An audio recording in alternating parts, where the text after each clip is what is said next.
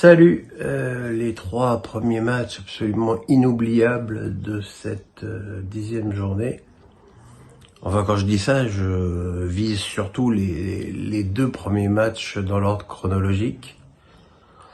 Alors évidemment, je suis pas naïf, je me doute bien que ceux qui vont négocier de gré à gré avec la Ligue regardent pas les matchs pour savoir combien ils vont mettre dans les enveloppes.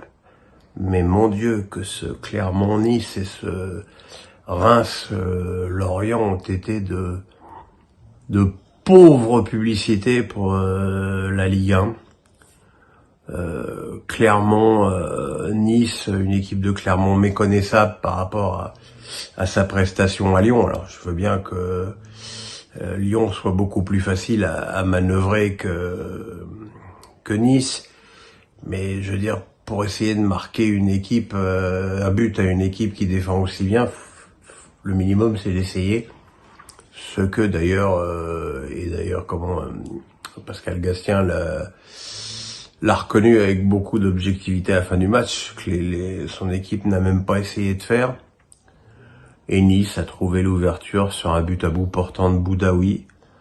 Alors bravo Nice, 10 matchs, 7 clean sheets, jamais mené au score.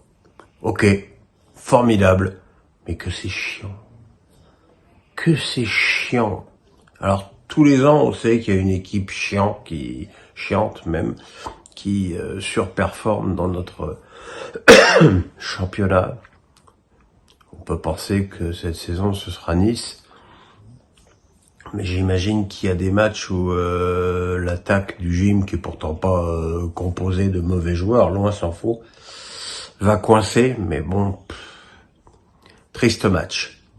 Alors dans la série tristesse, le Reims-Lorient a pas été mal non plus, entre une équipe de Lorient dont je me demande encore ce qu'elle est venue faire à Delaune. J'arrive pas à définir l'ambition des Merlus dans ce match, mis à part attendre que ça se passe. Voilà, j'ai trouvé ça plus que minimaliste comme ambition dans le jeu. Et pourtant, longtemps, Reims a lui aussi balbutié son football. Reims qui souffre quand même d'un problème qui risque d'être chronique, même si je le sais, les Rémois sont 4e au moment où on se parle. C'est l'absence d'avant-centre dans cette équipe. Mais quand je parle d'avant-centre, je parle même pas d'un buteur. Je parle d'un point de fixation qu'ils n'ont pas, même si en fin de match, l'accélération rémoise leur a permis de l'emporter sur une très jolie frappe enroulée de Wilson Esnard, le jeune Anglais de 20 ans, prêté par Manchester City.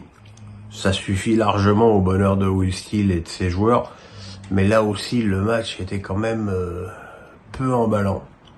Et puis ce soir, Lens a explosé une équipe de Nantes qui s'est liquéfiée au fil du match. Elle était pourtant menée 15-0 à la mi-temps, avec une première période de bonne qualité, avec un jeu ambitieux et assez intéressant, face à des Lensois qui, pour le coup, eux, étaient assez moyens, qui ont malgré tout ouvert le score sur un penalty de Sotoka pour une faute évidente de Duverne sur Thomasson.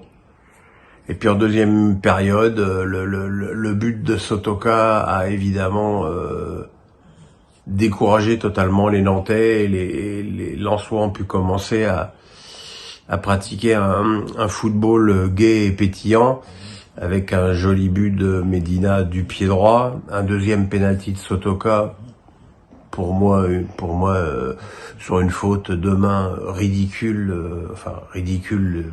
que Monsieur Gaillouste, qui est quand même décidément bien mauvais, lui, est accordé ce penalty, et un but du jeune Eldanani à la fin, qui a marqué son premier but. Voilà, ça permet à Lens de repartir dans la première moitié de classement et de capitaliser sur ces bons matchs en Ligue des Champions.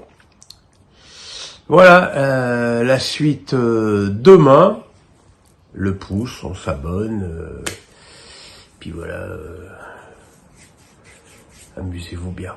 Bye bye. Ici, c'est la tempête de l'année. Wow, qu'est-ce que ça tabasse.